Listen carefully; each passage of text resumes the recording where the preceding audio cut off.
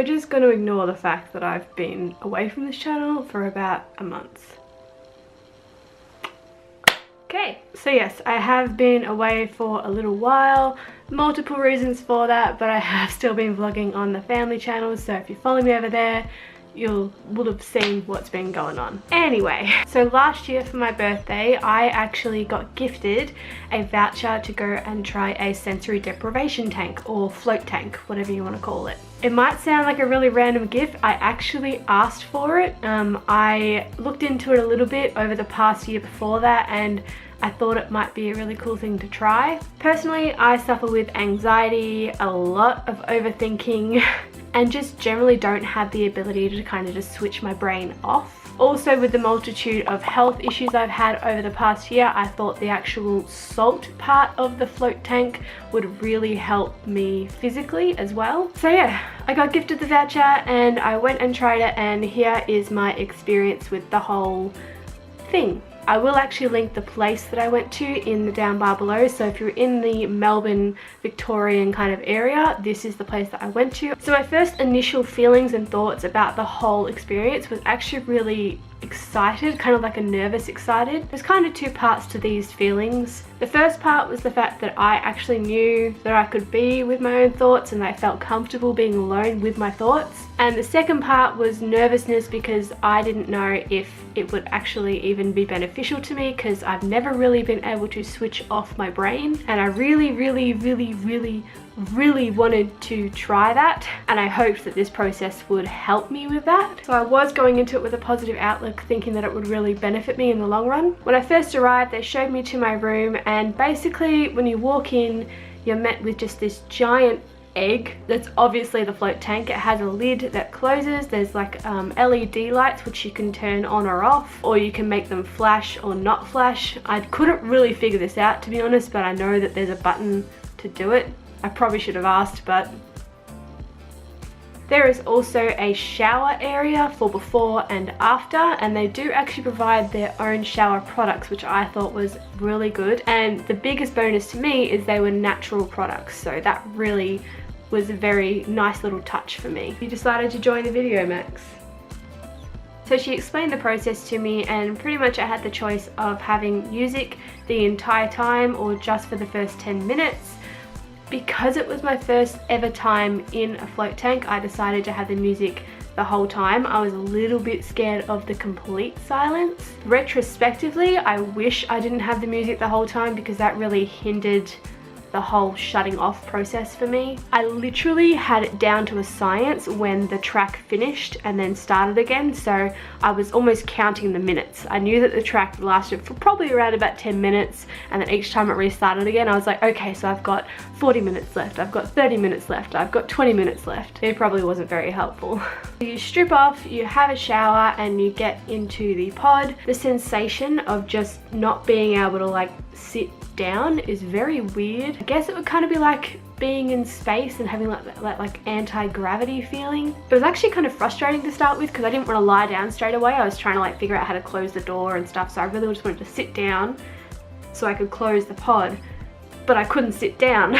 If you're claustrophobic, you don't have to close the lid. I am actually slightly claustrophobic, but I didn't find this much of an issue. Once I actually let go and just let my body float, that was a nice feeling. They do actually give you like this little head pillow if you feel like you can't completely lie on your neck just floating, or if you feel uncomfortable with your neck just floating.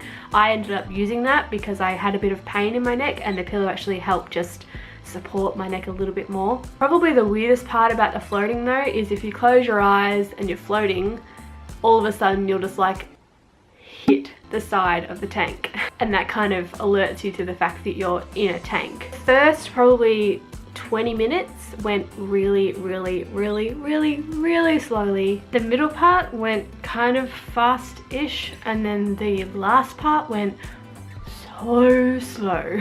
I was kind of making myself anxious, thinking about when it was going to be over and how long I had left to kind of enjoy it. The last probably 15 minutes or so, I started to notice that I felt really really nauseous, and I felt really like overheated as well. It's not hot water, it's kind of just lukewarm, but I definitely felt sick. So I actually had to open the lid for the last like 10 minutes or so. I was really trying not to do this. I was trying to challenge myself to last the entire 60 minutes of it, but I just couldn't do it. So for the last 10 minutes I was kind of just half floating, half sitting up with the lid open. I was actually kind of happy when the music stopped and there was kind of like this notification that it was time to get out. When I got out, I definitely noticed how much salt was in the water. Obviously there's a lot because it makes you float, but it was just everywhere. It definitely made the shower afterwards kind of like an exfoliation shower. It was actually a really nice experience, and my skin definitely felt really well exfoliated afterwards. I asked the lady as I left if I was supposed to be feeling as sick as I was, and she actually explained to me that salt is a healing property, that when you are immersed in that much salt, it can actually draw out the toxins through your body. That can make you feel really, one, dehydrated, and two, really sick. Look it up. I'm sure there's a lot of explanations out there. That's the reason I was feeling quite sick and I had a headache. I just made sure to hydrate really well for the rest of the day. It actually kind of made me feel a bit gross, thinking that there were that many toxins in my body that needed to be drawn out. I just ew. She did say though that after doing it 1 or 2 times you don't actually get that nauseous feeling anymore, because you're doing it so consistently that your body is actually rid of all those really harmful toxins and it's not so impactful anymore. Also, the fact that I was kind of like rocking the whole time probably didn't help, because when you float you're not like staying like this. You're definitely doing a bit of like, so that probably added to the whole nausea thing. In terms of how I feel like it benefited my anxiety, probably not as much as I thought it would. I definitely did get to a stage here and there where I wasn't thinking and that I felt relaxed, but not really. This was kind of a stepping stone to like meditation for me, and I've always found that really difficult, so I was really hoping that this would be like an insight to how I get there, but it didn't really get to that stage for me. I think I definitely would have to do it more than once and probably consistently to actually get the major benefit out of it. Maybe the next time I try it I'll find more benefit in it, but for now, the very first time that I tried it, the main pointers that I have found are, one, that I probably shouldn't have had the music the whole time because that hindered my brain switching off. 2, I actually got quite nauseous and sick because of all the toxins, and it probably would have been nice to know that that was a possibility. 3, that I really just need to learn to go with it, and that's the biggest issue for me pretty much in life. So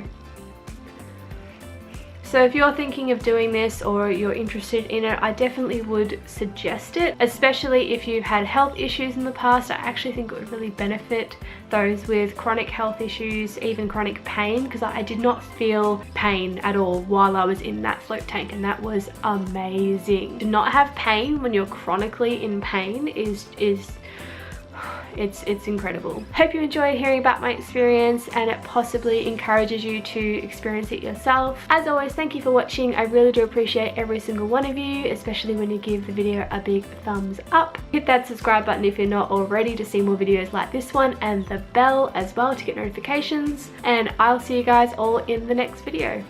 Bye!